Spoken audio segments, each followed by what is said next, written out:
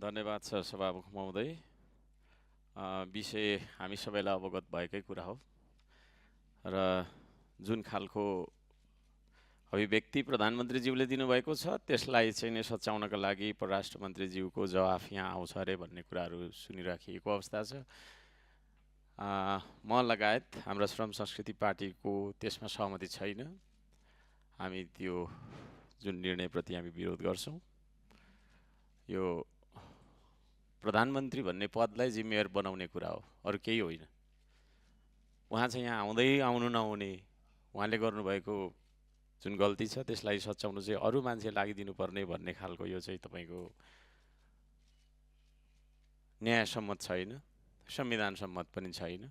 सुभाको कारणले अब यहाँ हामीले विधिद्वारा संसदलाई सञ्चालन गर्नुपर्ने हो या के हो, यो प्रश्न म गर्न चाहन्छु र हाम्रो माग रहन्छ उहाँ आएर सम्बन्धित व्यक्ति जसले गल्ती गर्नुभएको हो उहाँबाट नै, त्यो तहबाट नै उहाँको धारणा के हो त।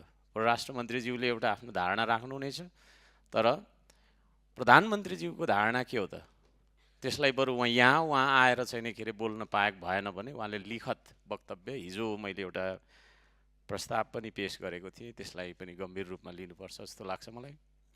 लिखतमा उहाँले भन्दा पनि हुन्छ, साइन गरेर पठाइदिने र यहाँनिर परराष्ट्र मन्त्रीज्यूले त्यो कुरालाई चाहिँ वाचन गर्दाखेरि सायद हामी पनि मान्छौँ होला।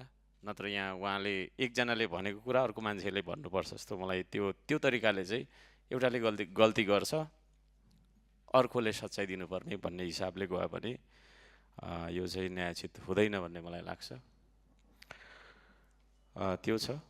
यो संविधान असफल कि हाम्रो कानुन असफल हो, हामी असफल कि हाम्रो समय असफल हो, हाम्रो व्यवहार असफल कि हाम्रो सोचाइ असफल हो।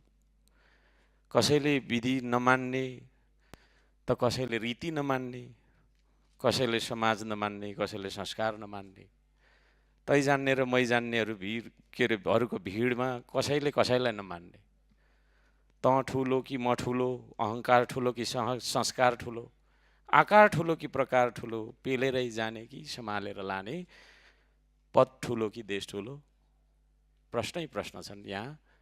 यो प्रश्न म राख्न चाहन्छु सभामुख महोदय र प्रधानमन्त्रीज्यूको उपस्थिति। अहिलेसम्म हामीले गरेको सङ्घर्ष, अहिलेसम्म हामीले गरेको आन्दोलन, यसको मर्म एउटै उद्देश्य छ, प्रधानमन्त्री भन्ने पद त्यो व्यक्तिसँग सरोकार राख्दैन।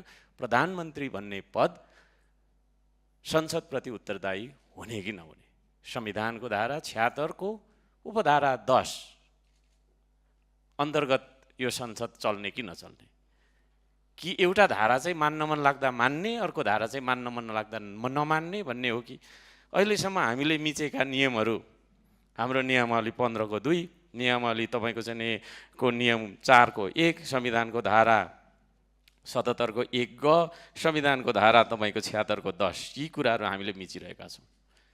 त्यसो हुँदाखेरि तपाईँ लगायत हामी सबैजना यहाँनिर यो संविधानको बर्खिलाफ उभिराखिएको कुरा होइन, यतिका तपाईँको चाहिँ समयसम्म हामीले छलफल गरिरहेको कुरा र तर निचोडमा केही पनि नआइरहेको कुरा म अवगत गराउन चाहन्छु। 11 बजी बोलाइएको बैठक अहिले चाहिँ नि 3:15 सुरु भयो। 4 घन्टा हामीले चाहिँ नि समय व्यतीत गऱ्यौँ। के को लागि त भन्दाखेरि प्रधानमन्त्रीज्यूलाई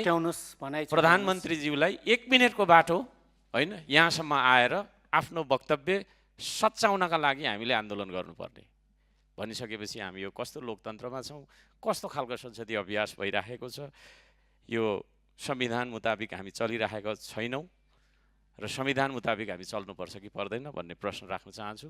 धन्यवाद।